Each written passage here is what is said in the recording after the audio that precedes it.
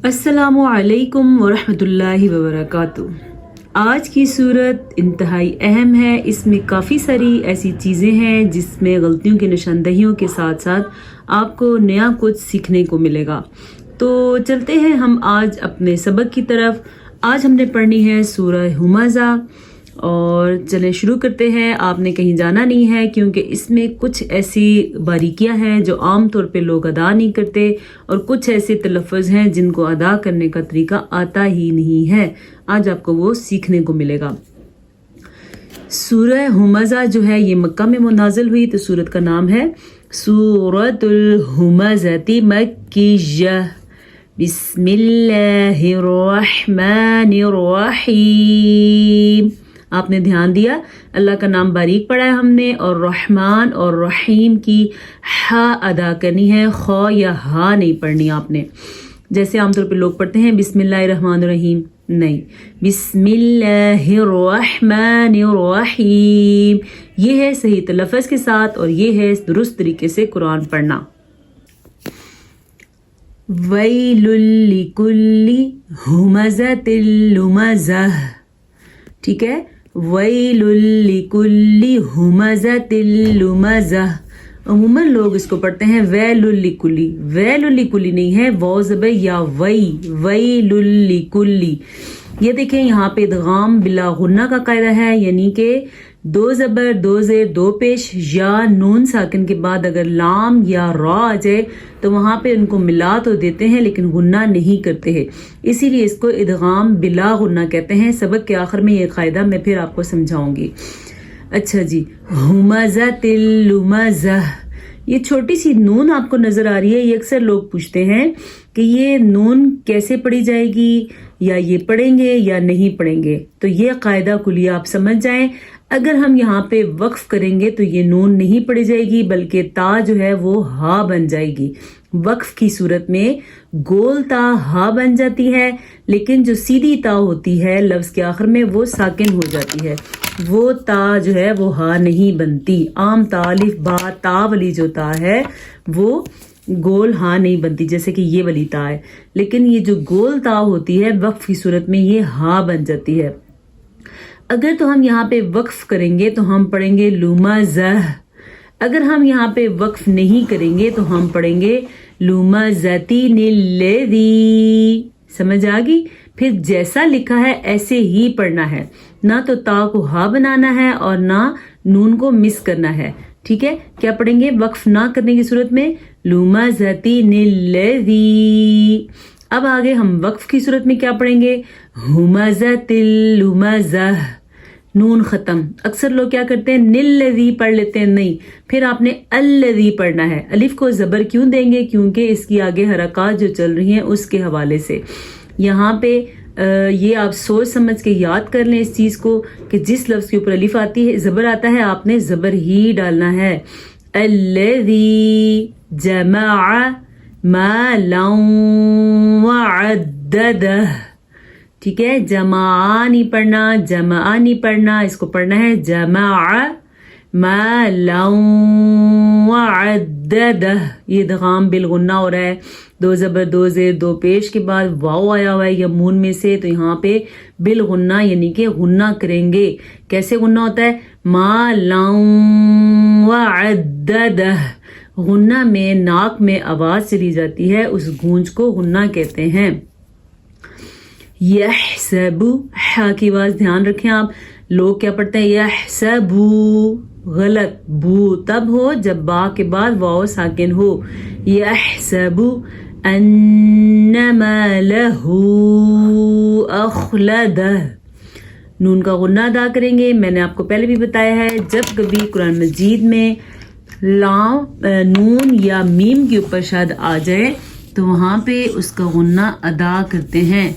जैसा कि अभी हमने पढ़ा इन्ना, और जैसे कि मीम की मिसाल क्या होगी? सुम्मा। ये जब मीम के ऊपर शद आ जाए या नून के ऊपर शद आ जाए तो उसका गुन्ना अदा किया जाता है। नून और मीम का गुन्ना हर सूरत में अदा किया जाता है। ठीक है, अन्नमा लहू अखलदह। کلا لیمبذن فی الحطمہ. کیا آپ میں سے کوئی بتا سکتا ہے یہاں پہ کون سا قاعدہ بن رہا ہے؟ لیمبذن، یہ قاعدہ میں نے پہلے آپ کو بتایا ہے، آج پھر ہم اس قاعدے کو پڑھ لیں گے. یہاں یہ اقلاب کا قاعدہ بنتا ہے. جب نون ساکن ہو، نون ساکن کے بعد با آ جائے تو اس نون ساکن یا نون تنوین کو میم میں بدل دیتے ہیں. یہ دیکھیں، یہ چھوٹا سا میم آپ کو نظر آ رہا ہے، ٹھیک ہے، اس نون ساکن کو میم میں بدل دیتے ہیں.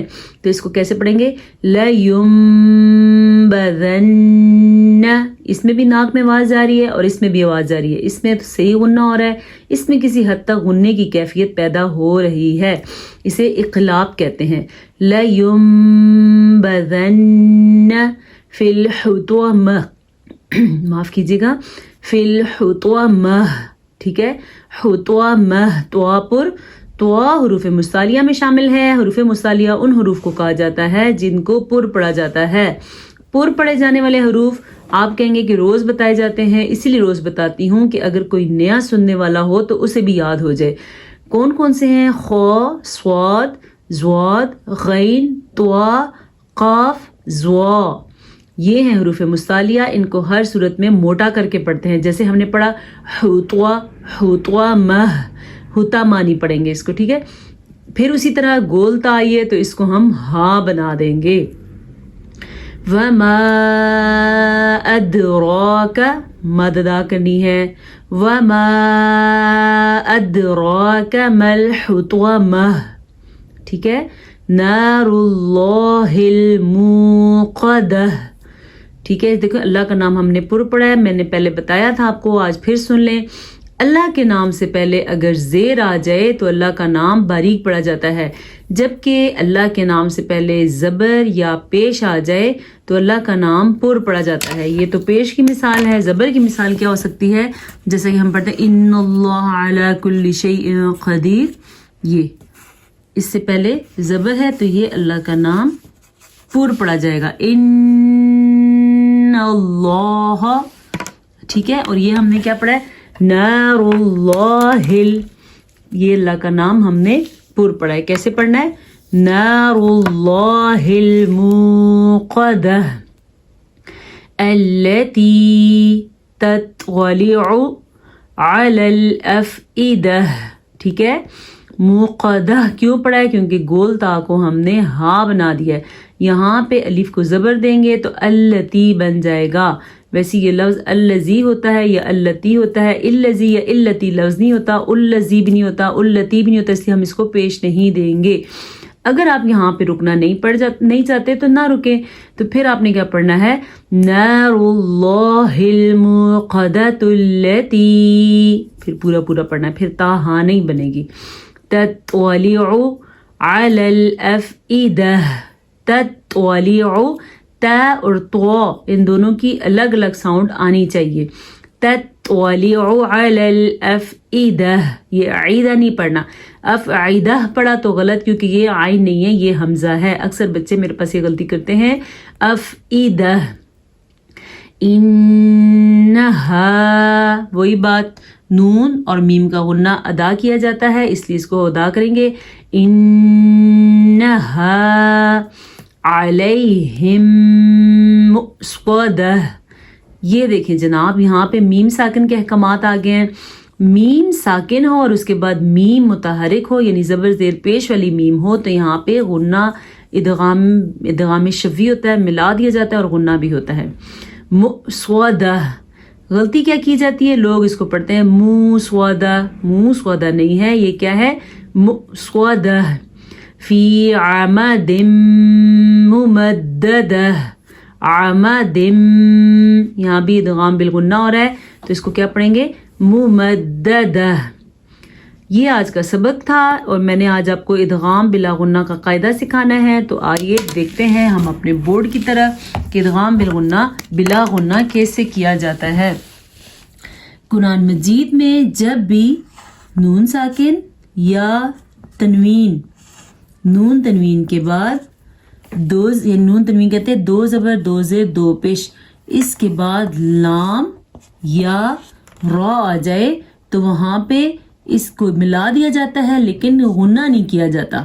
جیسا کہ آج کے سبق میں ہم نے پڑھا نون تنوین کے بعد ہم نے پڑھا ویل لکل، ہم نے یہاں پہ نون تنوین کے بعد لام پڑھا تو یہاں پہ ملا دیں گے واپس میں، یعنی کہ شد بن جائے گی، لیکن کسی قسم کا غنہ نہیں کرنا کیونکہ یہ ادغام بلا غنہ ہے، غنے کے بغیر. بلا غنہ کا ہوتا ہے مطلب غنے کے بغیر، جبکہ بالغنہ کا مطلب ہوتا ہے غنے کے ساتھ. تو یہ کیا بنے گا ویل لکل، نون تنوین کے بعد لام کی وجہ سے یہاں پہ کسی قسم کا کوئی بھی غنہ نہیں ہوگا. یہ ہو گیا آج کا قاعدہ. اگر آپ ڈرا کی مثال دیکھنا چاہتے ہیں تو یہ مجھے نظر آ گئی ہے، عیشت یہ دیکھیں عیشت الراضیہ. کیسے لکھ کے دکھا دیتی ہوں میں آپ کو. یہ دیکھیں یہاں پہ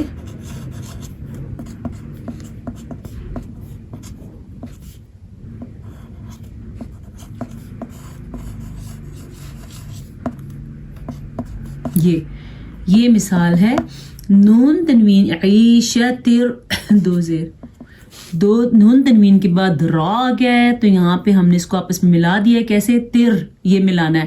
لیکن اگر آپ اس کو پڑھیں گے ہم عیشت الراضیہ تو یہ غلط ہو جائے گا. اس کو ہم پڑھیں گے عیشت الراضیہ. یہ ادغام، اس کو ادغام بلا غنہ کہا جاتا ہے. اب ہم آتے ہیں اپنے نماز کی سبق کی طرف، احادیث کی طرف. حدیثوں میں سے ہم نے حدیث نمبر 7 یاد کی تھی، آج ہم حدیث نمبر 8 یاد کریں گے. حدیث نمبر 8، المسلم من سلم المسلمون من لسانه ویدہ. مسلمان تو وہی ہے جس کے ہاتھ اور زبان کی تکلیف سے، ایذا سے دوسرے مسلمان محفوظ رہیں. المسلم مسلمان وہ ہے، من سلیمہ جس سے محفوظ رہیں، المسلمون باقی مسلمان، من لسان ہی اس کی زبان کی تکلیف سے، ویدی ہی اور اس کے ہاتھ کی تکلیف سے. اس میں بھی حدیث نبوی میں ہمیں انسانیت کا ایک بہت بڑا درس سکھایا جا رہا ہے. اگر ہم کسی بھی مسلمان کو اپنی زبان سے تکلیف دیتے ہیں، اس کو لان تان کر کے اور اس کی غربت کا مذاق اڑا کے یا اس کی کسی اور چیز کا مذاق اڑا یا باتوں میں اس کے اوپر تیر برساتے ہیں زبان سے، تو وہ مسلمان ٹھیک نہیں ہے. اصل مسلمان وہ نہیں ہے. دوسرا، اپنے ہاتھ سے ہم تکلیف دیتے ہیں، ہاتھ کے سے اس کے لیے ایسا کوئی بندوبست کر دیتے ہیں جس سے وہ تکلیف میں مبتلا ہو جائے، یا ہاتھ سے مار دیتے ہیں یا کچھ بھی ایسا کام کرتے ہیں، تو اپنی زبان اور ہاتھ کی تکلیف سے دوسرے مسلمانوں کو بچائیں خدا را. یہ امام بخاری کی حدیث بھی ہے اور حضرت امام مسلم نے بھی اس کو روایت کیا ہے.